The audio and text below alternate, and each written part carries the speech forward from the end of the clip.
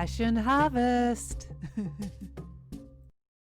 So, passionate listeners and watchers, welcome to Passion Harvest. I'm Louisa, your host, International Passion Ambassador. Thank you so much for being here wherever you are in the world right now. I'm so excited about my guest today. I love his videos. They're amazing. You've probably seen him. His name is Hans Wilhelm. Hans Wilhelm explains complicated spiritual laws and concepts in short and free videos in a very unique and simple way. Hans explores the bigger picture perspective of our spiritual reality. His videos have been so successful, they've already been watched by over 14 million viewers, and the number of YouTube channel subscriptions has jumped to 150,000 or maybe more now. Hans is the author and illustrator of over 200 books for all ages, including some together with Byron Katie. His books have sold over 40 million copies and are translated into 30 languages. His videos are also available for free on his website, lifeexplained.com. Hans says, "My mission is to offer these videos to inspire viewers to question and explore spirituality and their own relationships to the universe." This is his story and this is his passion. Hans, I'm honored and excited and so many things that you're on the show. Welcome to Passion Harvest. Thank you so much for inviting me, Louisa. I'm delighted and honored to be here. I've seen some of the shows and I'm really thrilled to be that I'm one of the many guests you are having. So it's great. It's a great opportunity. I was speaking to you before the show, and normally I have kind of a structure or guideline for guests, but Hans said to me, just do whatever comes from your heart and we'll just allow the free flowing to be explored here. So first, I'd like to ask you, how do you know or understand all these spiritual truths and concepts? Just maybe a little bit of a background about the incredible work you do and how you came to do it. Well, I've always been interested in the spiritual reality when I was a young man.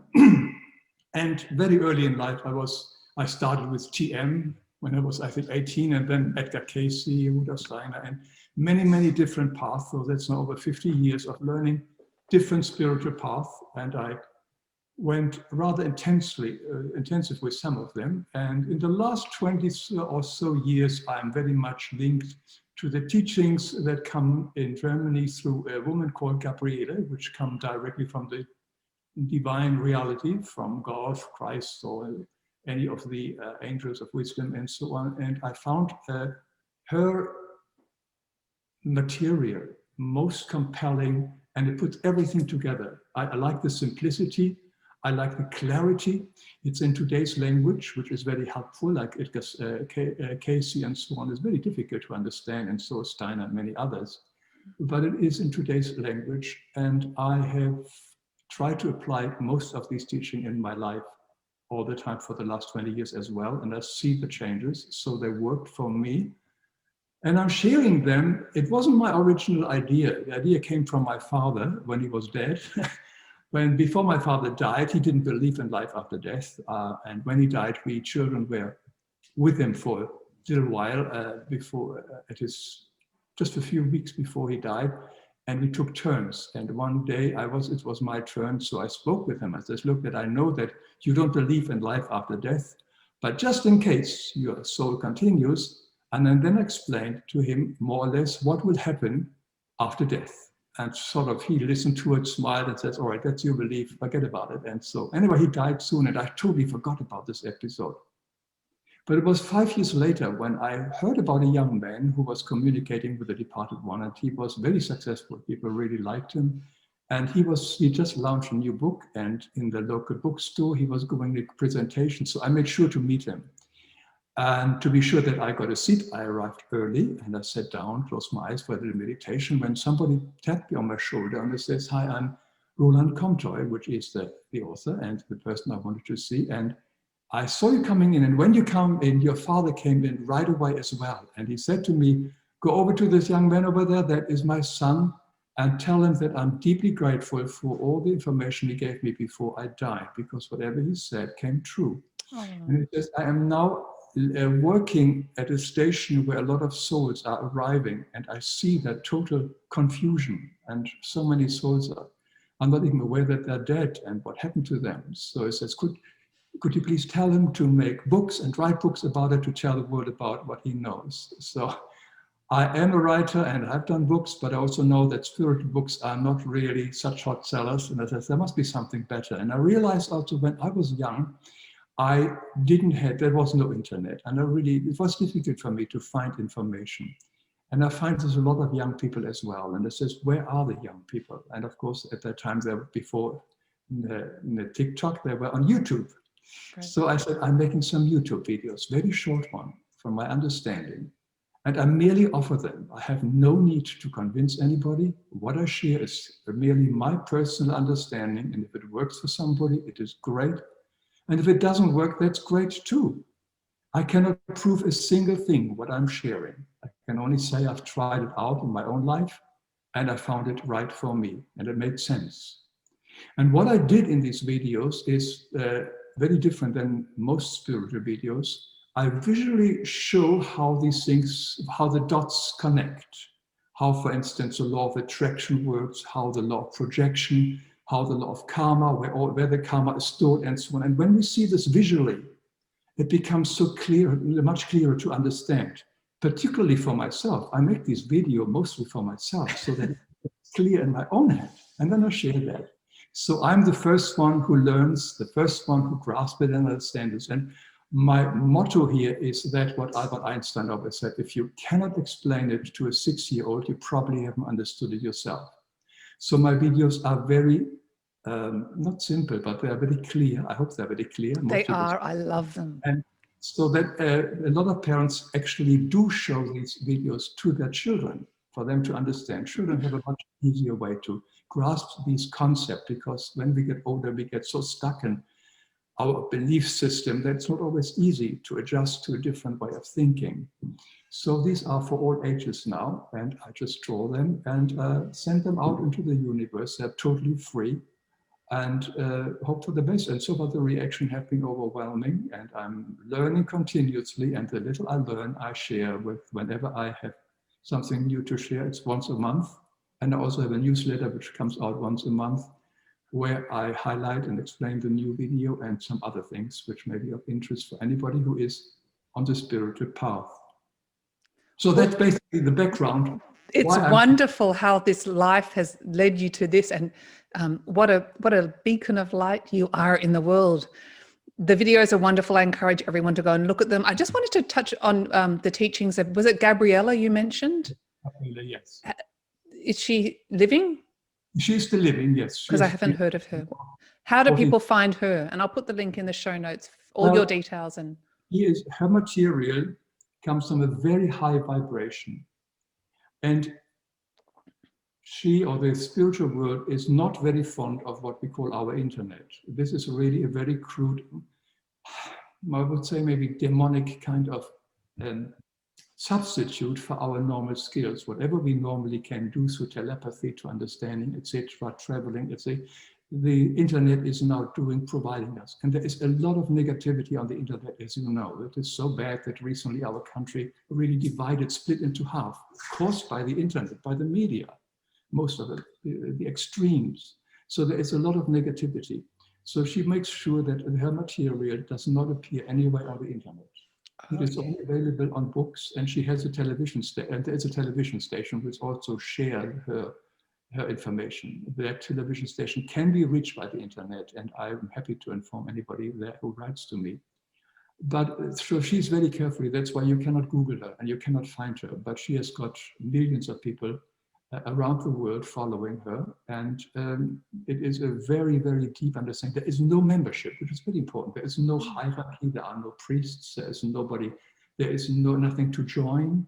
It's total freedom, like divinities, like God is total freedom. It respects totally you, where you can come and you can go, you can take what you like, you can leave what you like. So this teaching is of a very, very high vibration, and she's trying desperately to keep it on that vibration, and that it does not get distorted on the internet.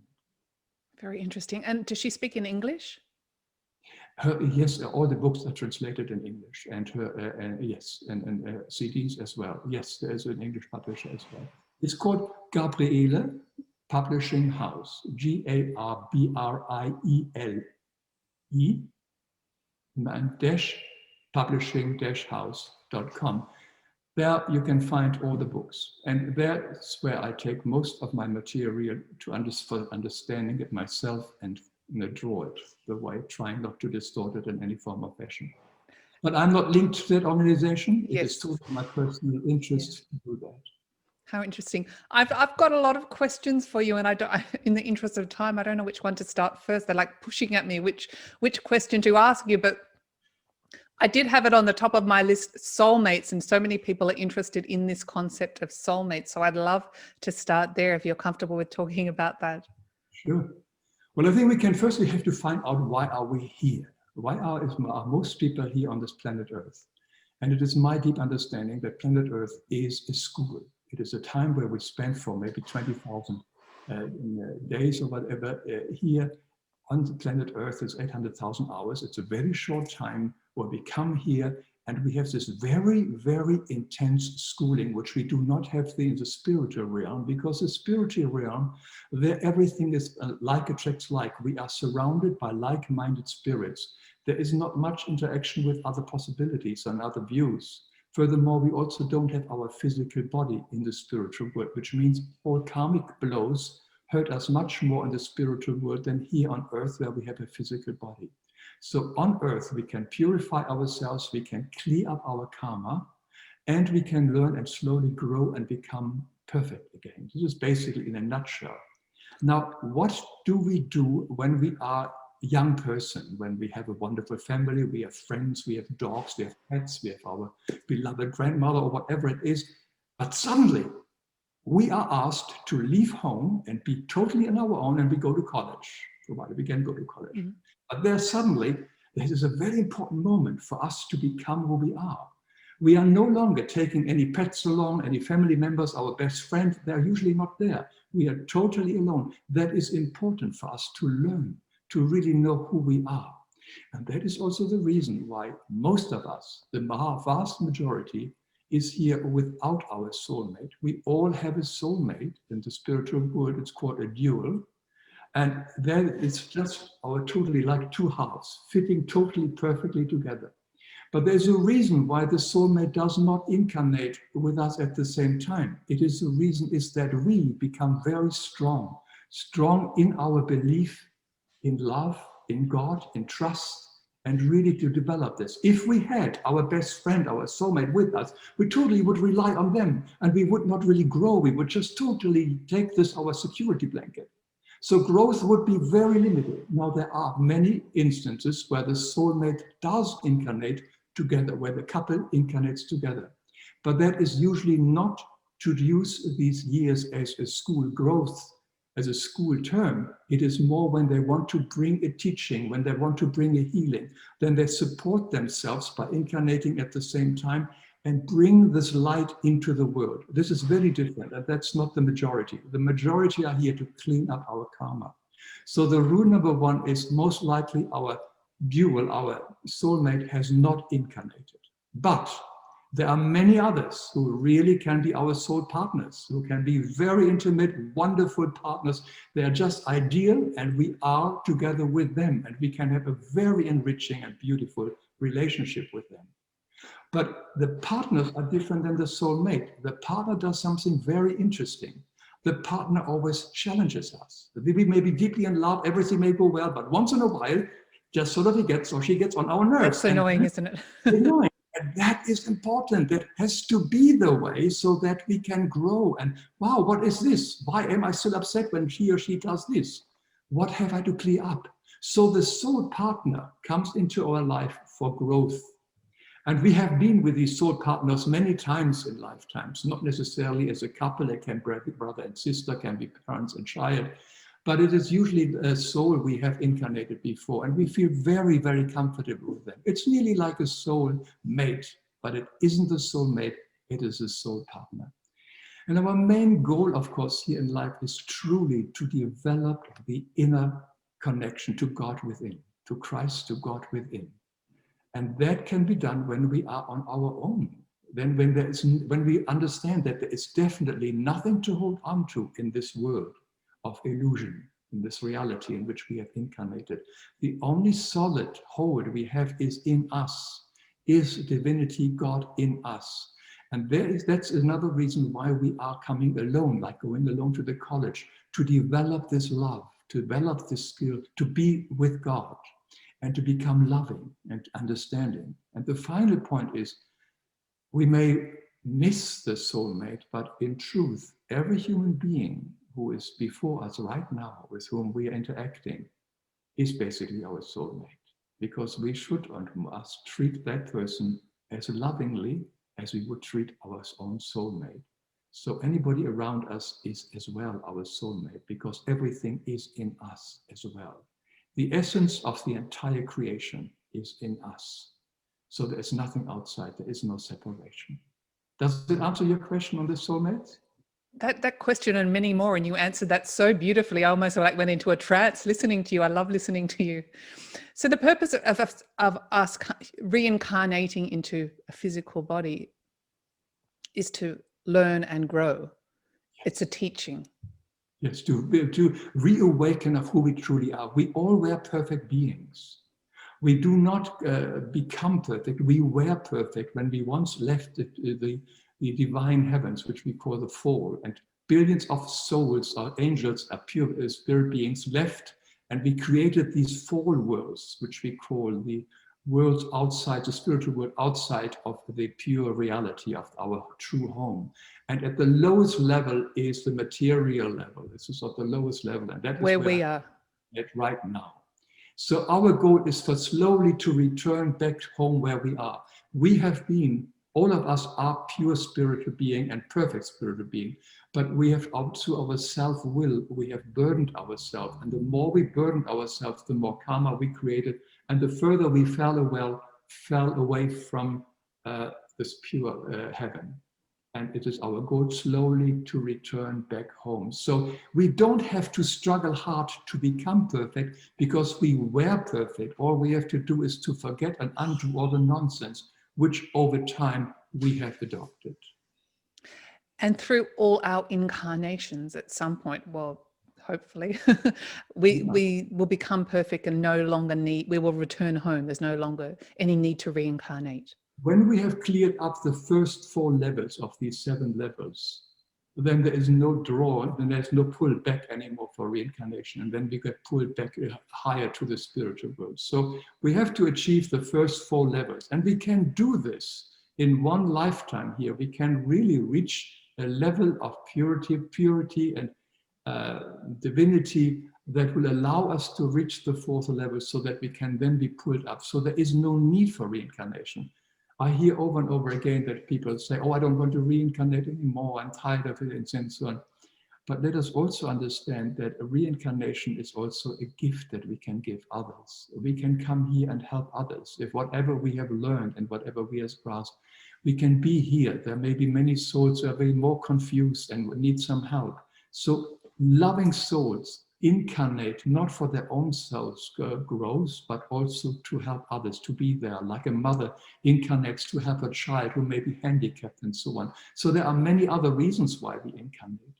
And one of them could be that we incarnate to help others out of love for others. Instead of out of love for myself, I don't want to incarnate anymore, but maybe we reach a level that we become altruistic and truly loving for others, and then we have no problems incarnating again, even if it means maybe a difficult life. You mentioned in this lifetime, we can reach the 4 stages of having not to reincarnate.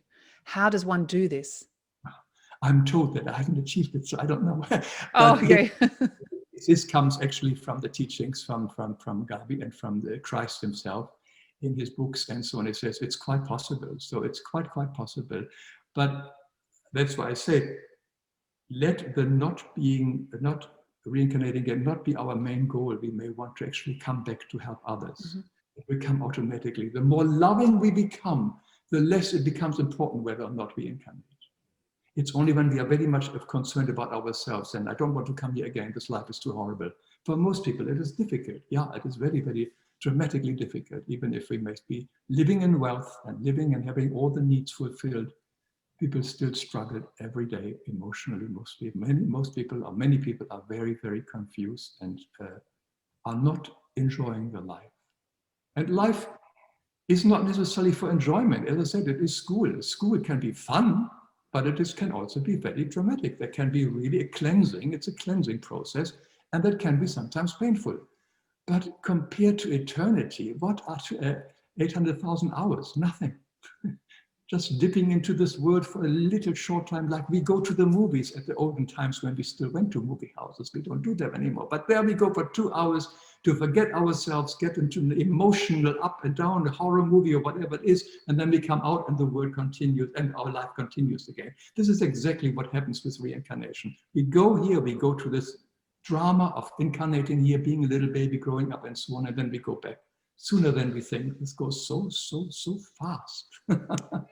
It's it's interesting. And I like what you mentioned before when we were discussing soulmates, but talking about if someone, a partner, a mother, a father, there's conflict or annoys us in some way, it actually is a way, something we need to learn. They're teaching us a lesson, or is it a reflection of what we need to know?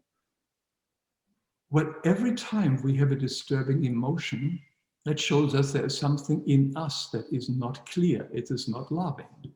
The outside world is nothing but a reflection of ourselves. It's just a big movie screen. And wherever we look, we see basically no one else than ourselves.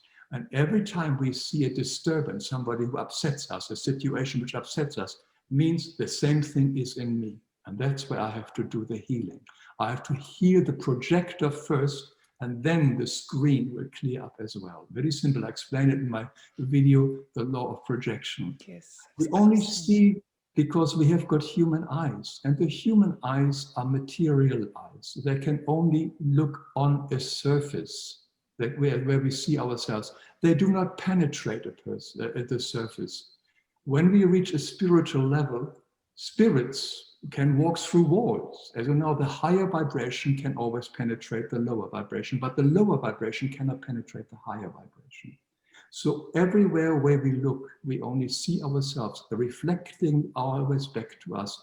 The whole universe is nothing but sending and receiving, continuously through our aura, through what we are thinking, what we are feeling, our sensations. We are continuously sending out this vibration into the world around us, and it always comes back to us.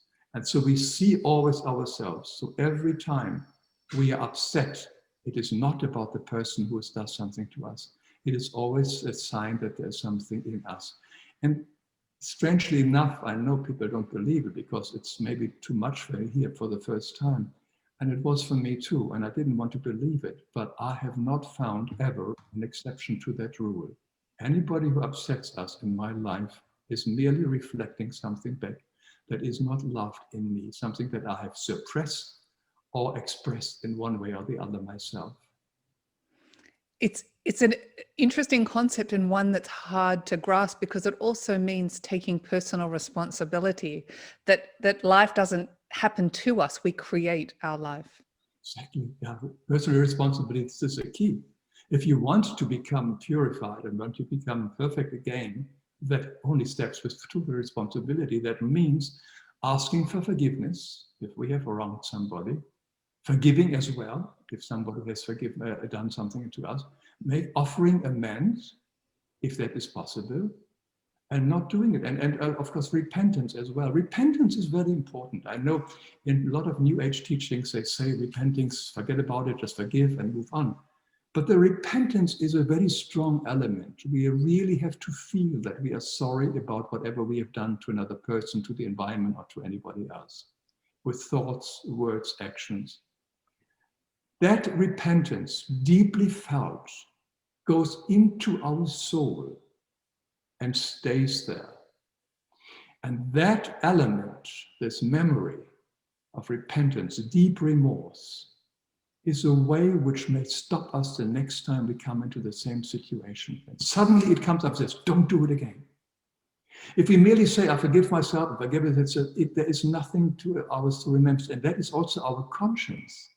When we die on the other side and we see on the life review, which everybody will have to see of how we have lived our life, all the ups and downs, the good and the bad, but we will experience from the receiver, from the person we have interacted with, how they have felt by us doing, saying things which may be hurtful. This gets stored, this intense feeling in our soul, and that comes into a next incarnation, and it is part of our conscience, so that we are, something in us steers and says, don't do this anymore, don't do this anymore, even if we don't remember why or where it comes from. But there is this little, we call it the little voice and says, don't do it. So it's very important when we do the act of forgiveness and asking for forgiveness also to feel deep, deep remorse and ask Christ to forgive us if there's something which needs to be done from a higher spirit level and so on, because he is the healer and the redeemer of all souls. So that is my belief. Well, I think your beliefs are wonderful. I just wanted to touch when we were talking about soulmates before, and I'm of the same belief. It's hard sometimes. You mentioned we don't always need to look externally for a partner to nourish us, or the act of missing, because everything we have is already within us. And that's very hard as well, because we look externally for things or places or people to fulfill us. Do you mind talking about that a little bit? Yeah, no, definitely. I think this is definitely, we all want approval. We want to be loved by others. We want to be acknowledged and so on. That is, of course, that is one of our major drives. And that is something which causes all the problems, that we want the outside world to confirm us, affirm us, love us, acknowledge us, respect us, and all these things. Makes total sense that this is a natural thing for us to do. But the world doesn't do that always. And then we have to have our own strengths in ourselves to really not react to it, but respond to it. The love from the outside world will come and go, and we cannot count on it. The only love, the only basis, the only security we have is in us. That is God in us. God is love. And the love is in us, and so is Christ. The God spark is at our pituitary gland, and the Christ is in our heart chakras. So we have got these very strong divine elements in us, all of us, which are guiding us and helping us, and these are the sources of our strength. They keep our body flowing of energy. That is where we get the energy. When we draw energy from the outside world, we're usually stealing it, and then we have to give it back. So we have truly learned to live and love ourselves, to live with us and love ourselves. And I think that is one of the very difficult lessons we learn now in the time of the COVID center, where so many single people particularly, but also people in relationships, for the first time are really forced to go within, forced to deal with themselves with very limited distraction, except the internet. So eventually this is the opportunity to find the God within and to find the connection within, and find that is the only solid foundation we have when everything else around us can collapse, and most likely will collapse one way or the other, whether it's political or government or financial or whatever. It's a lot of these things can collapse. And then our identification, may it be our cash book or our prestige, where we live and so on, may no longer be there. Who are we then? Who will appreciate us, who love and validate us? That can only come from within ourselves. And the validation and love from God and Christ. And God and Christ see us equal. Everybody is equally loved, whether we are the biggest sinner or whether we are a saint. And that feeling we can develop when we really go within. And it's quite possible, and I think that is the most important thing for us to learn in this lifetime, to really this love for God or Christ. And when we have this love for God, all the others become not so important anymore. Of course, we enjoy other people affirming us, loving us, and there's nothing wrong with it. Because we are humans, we are social beings. There is a wonderful book, anybody who has that problem, by Byron Katie, whose work I really admire. It's called I Need Your Love, Is That True? It's a magnificent book where she goes in great details and depth in it, and sort of how important it is to live without that partner who ran away or left or whom we cannot get or whatever it is. It's a very powerful book, and I really strongly recommend that. And how to, you said it so beautifully, but ultimately the love that will always remain is the love that we have for ourselves. Yeah. That's the only certainty we have, particularly in these times. I mean, yes, in the absence of the physical touch, we only have the spiritual touch. What powerful messages and learnings. time for meditation. Go within. Get the secret is to find that inner peace, that sacred inner peace. We may not have images of God or Christ or whatever to see that, but when we feel that deep, deep inner peace, which we can reach in meditation, there's nothing outside the world which can compete with that. It is so rich. It is such a foundation. It is something where you don't really want to wake up from when you have reached it. So it is in us, we can reach it. So meditation is a very, very powerful tool. We now have the time when we are not yet back into our normal rat race, and use the time, learn to meditate and feel that and develop that skill to be calm, the inner silence, the inner harmony, the quietness. It's available to everybody. Meditation's wonderful. I'm just thinking of simple tools for people to stop loneliness, particularly in these times, or missing other people. How do we stop that mental chatter that seems to be so prevalent to many of us? The negative mind chatter. I think that is a period everybody has to go through with meditation. It will always be there initially, and it will take for some people weeks, sometimes months, to calm it down. But there are, of course, exercises like slow and deep breath, and so on. Focus on the breath, and see how the breath goes down. Focus on certain body parts, and so on. It's a question of focusing as well. And the most easiest, of course, in our breath. We do it consciously, very deep breath, maybe 10, 15, very deep, fill our whole body. And then we let it naturally breathe, and then we and just watch our natural breath slowly. And always when another thought comes, come back to it. That would be just one of the simple meditations, but there are a lot of guided meditations we can do, which help us as well. And I've got one of them in my videos as well. I'm going to make another one, and there are quite a lot of them available as in this as well by Gabriele, where you really slowly learn to become calmer and calmer, and then you reach the silence in you, this total stillness. And you can't explain it in words. It's just blissful. Wonderful.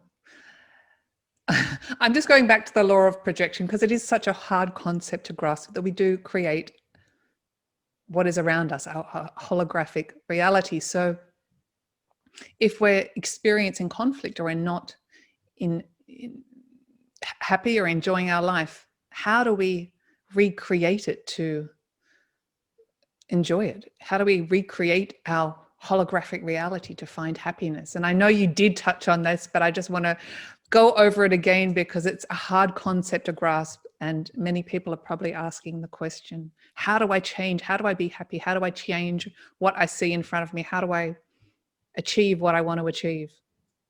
Well, you partly answered it already. I know you have, but I'm sorry, but I just want to go over it again to clarify. No, it is taking the responsibility to understand that it is never the other person who upsets us. It is only the program which this person displays, what it says, that is it suddenly waking up the same program. That's why it's also called the law of correspondence, because we correspond.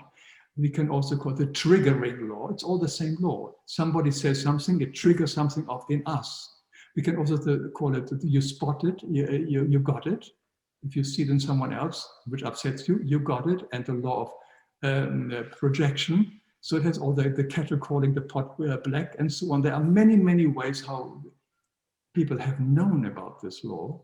And it is actually very, very effective once we understand it, that the person out there who does something to us is doing something that we have done ourselves as well, or suppressed it. For instance, if somebody, take an extreme, and I have it in my video, for instance, if somebody hits us physically, like in a wife beating kind of situation, or husband beating, to be balanced here, and then this as well is a reflection of what happens in the person who gets hit, because he or she has been hitting herself or himself all the time. I'm no good, I'm no good, I'm no good. She is hitting herself all the time. And this, how should I say, this vibration goes out into the world. I'm no good, I'm no good, I'm no good, I'm bad, I'm bad, I'm bad. And then somebody comes from the outside world and physically hits us so that we wake up and says, this is what you have been doing to yourself. Now, at that moment, you probably will not see it that way. But we have attracted this because we have continuously been beating ourselves up. And then finally somebody from the outside world, who is nothing but an angel in disguise, even if he is a brutal beast, does this to us in the same way as we have been doing to ourselves. But it takes responsibility. Now, of course, everybody in our society says this is a victim and this is a bad guy. Yes. This is how our media and this is how people usually think. And on a certain level, yes, the person did something wrong, and for that he or she should have the consequences. We do not go around and beat people up. That is against our free will. But on a deeper level, that is something which the so-called victim has done to herself all the time as well. I know this is very, very, very difficult to understand. And it also has to do sometimes with reincarnation, that sometimes a person comes into our life from a previous lifetime whom we have hurt in a previous lifetime, and they hurt us this time. That's what slavery and things like this can be, something like this. So that all these things are moments for us to wake up. And before we curse the person or the outside situation, or for instance, we watch television and we see a lot of war there and people killing each other, and we are very upset about it. So the first question is, where do I have a war within myself?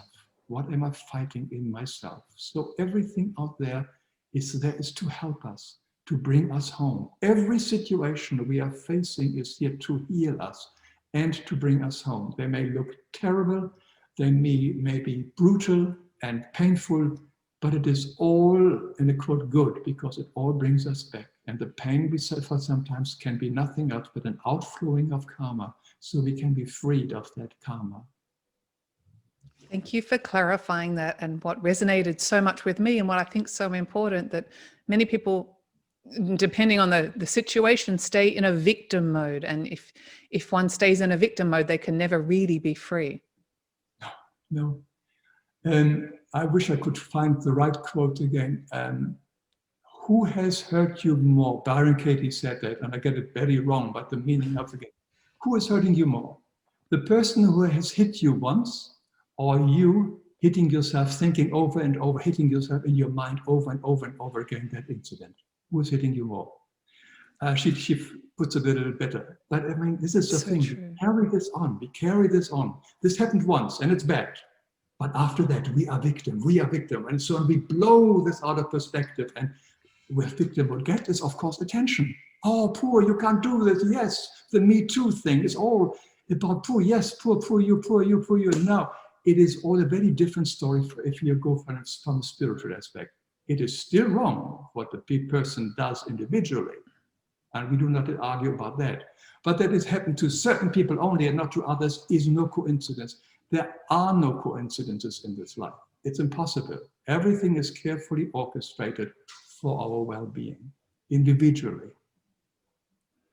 I completely agree with that. I'd love to just backtrack. So important. You were mentioning, you told your father what happens when we leave our physical body, when we transition. What does happen? Oh. Well, I'm sure a lot of your viewers know this already, and there are many, many things there. First of all, a soul leaving the body, usually with the last breath, and then is next to the body, and then starting to breathe in a different way. They continue breathing as well, but it's a spiritual breath. And the real death happens only when the silver cord is cut. The silver cord connects us to the physical body. And when that is cut, there is no way that the soul can go back into the body. Because we leave, when we sleep, we leave connected with our silver cord, we go into the realm of our dreams. And that connects us to our physical body, and we return. But once the cord is cut, then we are free. Now, it depends. If a person has been sick and very ill before her death, then they usually go to a period where they will recover, sort of like a hospital kind of thing, a much lovelier, much better setting for the soul to really recover from that. But if it's not, and it's very important, if it's a person is not prepared of death and doesn't believe in life after death, many of these souls cannot even grasp that they are dead. And they find their identification, the place of work where they live and so on, and they get stuck there and they stay there. And there's a wonderful movie about this, Ghosts, for instance, and the other movie is The Others with Nicole Kidman. If anybody wants to watch these movies, they're magnificent, explaining this, how a soul can get stuck, not accepting that they have actually died. And they are or The Sixth Sense is probably one of the most famous ones. That is that actually nobody interacts with them anymore, and eventually then maybe they see this, the divine spirit beings who try to lead them out back to the higher spheres. But if you do not believe in life after death, then the spirit beings who are always there to help us and usher us back into where we need to be, they will just not accept it by the soul. They don't believe in it, they're afraid of it or whatever. So it takes time for many souls who have just died to accept that they are dead, and then they move on. So they move on. Firstly, of course, the life continues. We all know that the life continues, nothing dies. It's only transition, like going from one room to the other. Life is eternal. Then we will be attracted to the spheres of that vibrates most to us, who we are. If we have been a murderer, we may be drawn to the spheres of murderers to take an extreme. And if we have got very strong Muslim or whatever beliefs or whatever, then we're getting very much drawn into that kind of spiritual realm where a lot of other souls believe the same thing. And also the other thing which comes is our life review. We all will have the opportunity to look back on our life, of how we have lived every second of our life, and how our life has impacted others. I mentioned that earlier. And in that review, we will feel and sense of how our words, actions, thoughts, and sensations have impacted others and how they have felt. This can be very painful at times, but it is also very healing. And it's very important for us to experience it. So this does not happen with any judgment. There is nobody sitting there like you are good or bad. This is our own judgment. We usually do this together with our guardian spirit to help us, guide us, so that we see what we have done. Have we fulfilled what we had planned to do in this lifetime? Have we become more loving, more caring, or have we become more selfish, more self-centered? All this will become very clear to us, and then we will continue in the spheres that corresponds to our vibration, and there we will continue our work.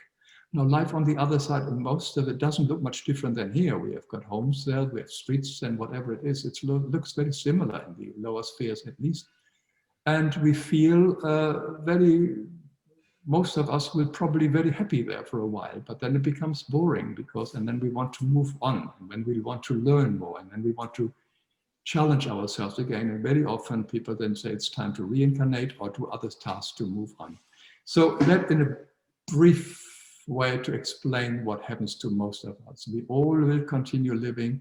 And when the beauty is, if we know this, we can do so much as we are still alive here. For instance, clear up all our unresolved relationships.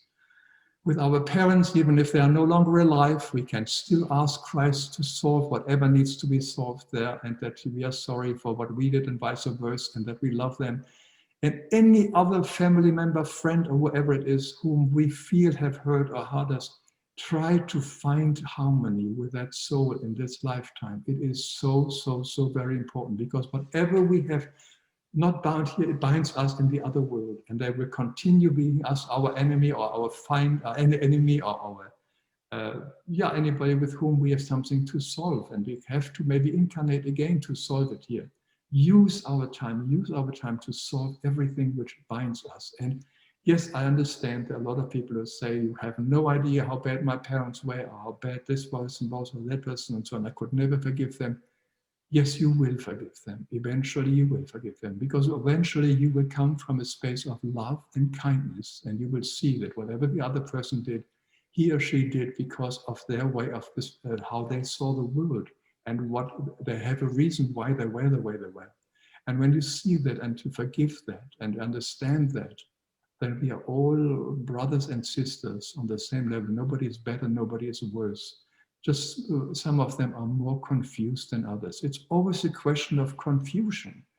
Only a confused person does bad things or painful things. As Byron Katie says, it does question your thoughts and be clear about whatever we believe it. Is that true? Is that really true? And the confusion causes so much pain. And when we understand that the person was merely confused, it's much easier to forgive and also understand that, boy, we have been a lot of confused a lot of time as well. And we hope that somebody will forgive us too for the many mistakes which we have made. It's true. And we don't want to come back to another life to have to repeat the same lessons again. No, definitely not. Why? When you can do it now. If you have the understanding now, do it now. Do not wait. So if there's anything viewers may take home, and I know it, there's nothing new, but take the opportunity, clear up. With one person only, that's already, it saves you at least one or more incarnations, whatever we can clear up now. I'm just thinking who I need to do that to.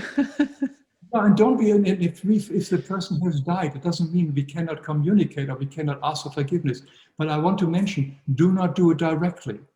The soul who may have hurt us, or vice versa, whom we have hurt, and is now in the spiritual world, has their own things to do. The period of life he or she had with us is of no importance anymore. So don't continuously pull them back into our life and so on. Go to Christ, go to God and says, God, can you please connect with that soul and ask them that I'm terribly sorry for what I've done and whatever it is, and vice versa, and you forgive them or whatever it is. Let God or Christ be the one to communicate with that soul. Do not connect directly with any soul on the other side. They have other things to do, and they can also bind themselves to us, which is another big problem about soul possessions. I've made videos on that one as well. So, should we not connect with souls that have passed on the other side? This is my experience, and I will say what I believe. I would not do it directly anymore. No. Now, if other people believe differently, that is fine.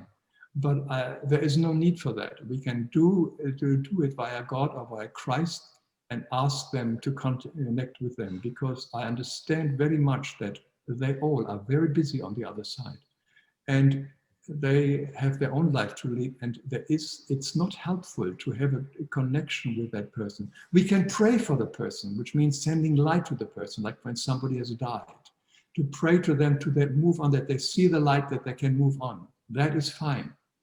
But connecting with this, oh, I want to have my father and mother and so on, and connecting with someone, it's understandable that we do have these desires and wishes.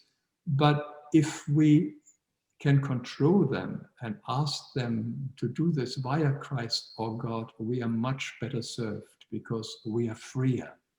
We do not tie them on us to each other. And freedom is the major goal here, why we do this. Everything is about freedom. We want to become free again.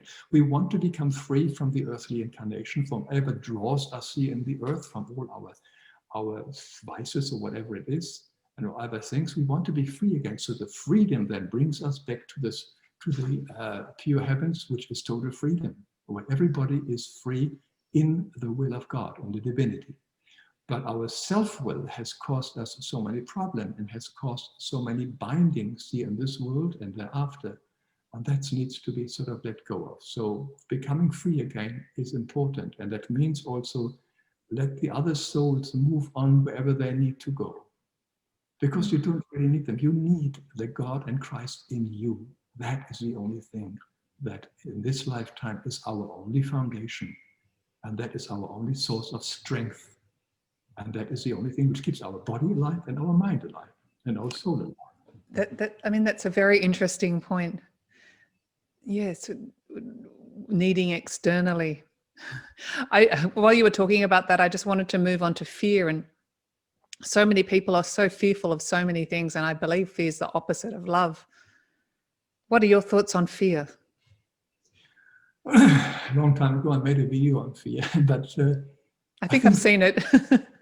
Yeah, The first thing which comes to my mind, fear is usually uh, from our ego, because we are afraid of losing our comfort, something, our physical comfort, or something which we think we are entitled to, something we want to have.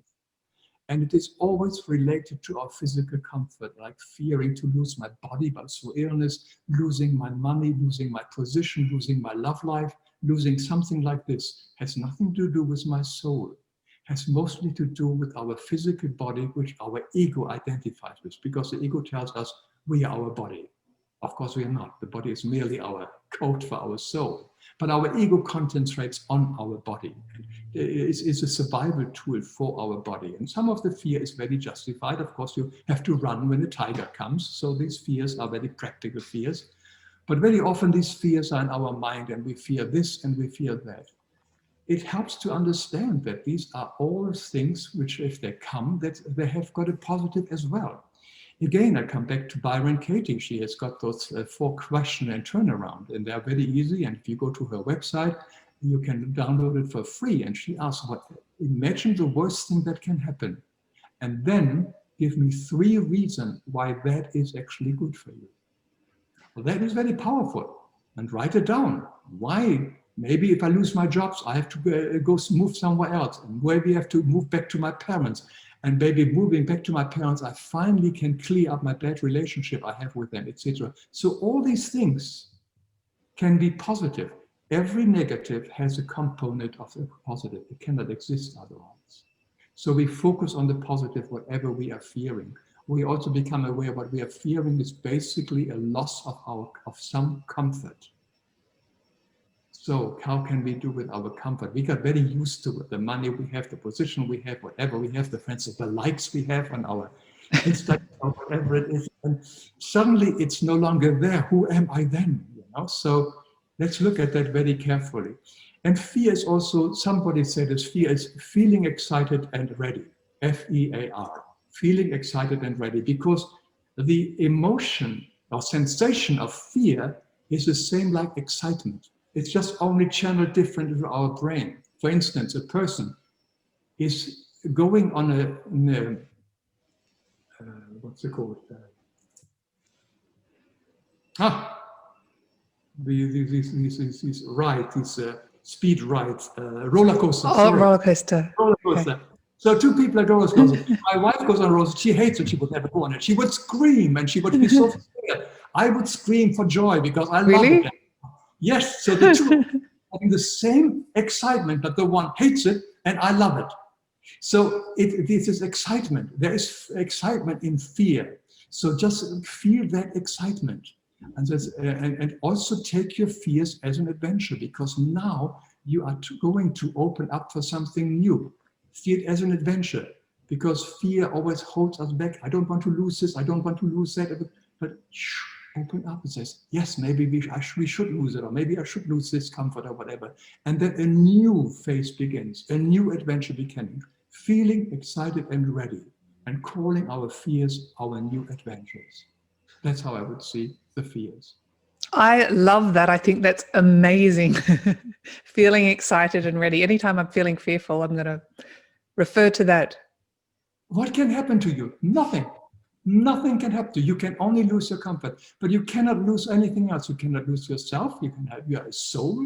Your body is only a temporary garment, like your beautiful top. I mean, that goes. We have to everybody has to let go of it eventually. So what? Take care of it. So yes, you can die. Okay, but life continues, and then you have another adventure. So what is there really, really to fear? It is only our worries, our thoughts, that makes it so big. When we sit there and says, and it's over, repeated thought, and it makes us very depressed and very heavy. But it's a thinking. It's just a thinking. Byron Katie says, what is it really to ask ourselves? Is that whatever we fear, is it really true? Can you know for sure, is that true? And in all cases, we say, no, it can't be really true that it takes place. But if we think it, we are upset. But how would we feel if we do not think it? Wow. So it's a question of not what happens to me, it's a question of what am I thinking. And it's all a perception as well, because potentially if we embrace that fear, it could lead us to our next soul's purpose or our passions or our journey in life. Yeah, definitely. Definitely. Everything happens to us for us and not to us, which is very important. Everything is here is medicine. Everything is here to bring us home. And yes, there will be difficult times, difficult periods. I know that we have all gone through them all, but we have all survived them. And having survived the difficult periods is our potential, our strength for the next whatever comes along. So we have done that. We have gone through a lot of shit, excuse the word, in the past. Good word. And so we have done it then, we can do it again. Nothing can happen to us. The worst thing is we die. Okay, but then we move on the other side, and that can be fun too. There's been so many amazing messages. Honestly, I really can't wait to re-listen to this interview. I've asked all the questions, Hans. Is there something you'd like to speak to the Passion Harvest audience about? No, it's just sort of learn to love and find the love for God and Christ. That's the only thing. And if the time gets more difficult, which they may or may not, that is a solid foundation. That's in us. Everything is in us. The entire cosmos is in us. The essence of everything is in us. And we don't have to look outside for any strength. The strength is in us. So it's very, very important to find that the kingdom of God is in us. It's old lines, and we have to really grasp it, develop it, learn to meditate, calm your mind, and feel the silence, the stillness in yourself, and really, and just enjoy it. Enjoy to be with yourself. That's it. Beautiful. And thank you for compressing all these big topics in one interview. Thank you so I just much. love your videos, Hans. I think you're amazing. And thank you so much for being on Passion Harvest. It was an honor and a pleasure. And Thank what you. a light you are in the world. Thank you so much. Thank you so much. Bye-bye. Bye-bye. If you like this episode, please do subscribe for weekly passionate, inspirational interviews.